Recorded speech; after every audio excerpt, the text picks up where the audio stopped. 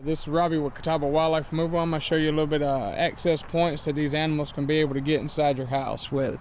So right up here where this gable is, where the triangle comes down and meets the shingles, right up there where the soffit is, that's a good common spot for squirrels or raccoons, bats as well, snakes. They'll be able to go in there, push that soffit up, and be able to go right in there. Once they get inside that soffit's opened up into your attic. And that attic, they go right inside that attic and start making their nest and start trying to breed and have their babies. The stone to trim gap right there is another common area for bats.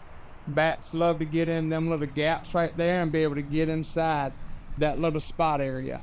Bats can get into any area that's a 1/2 inch high by inch wide. If they can get their head in there, they can get their whole body in there. The ridge vent up at the top of the roof here, that's another common area for bats to get into as well. Bats to go right up under there. That ridge vent is made of plastic, so it expands and contracts with the weather.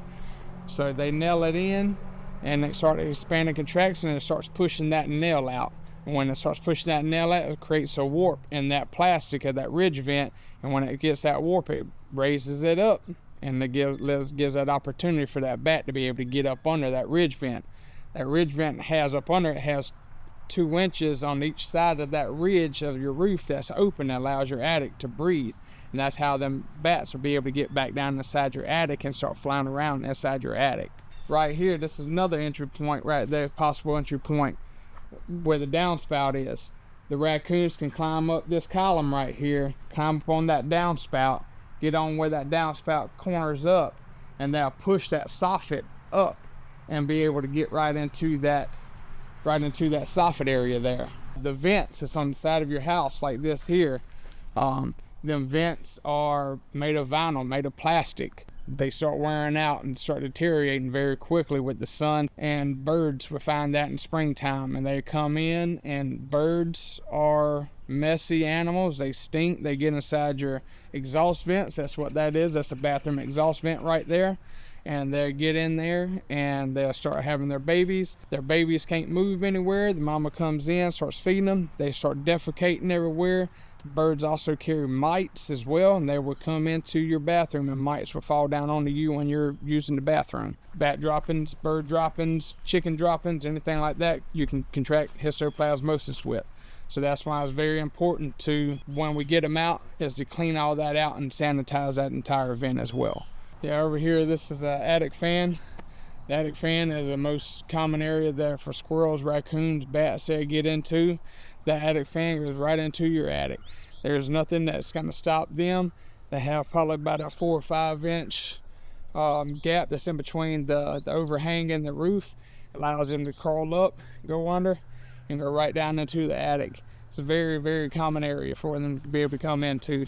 All right, also crawl space vents. Crawl space vents are they can push this stuff in. This mesh wire that they have on the back, mice can chew right through that, snakes.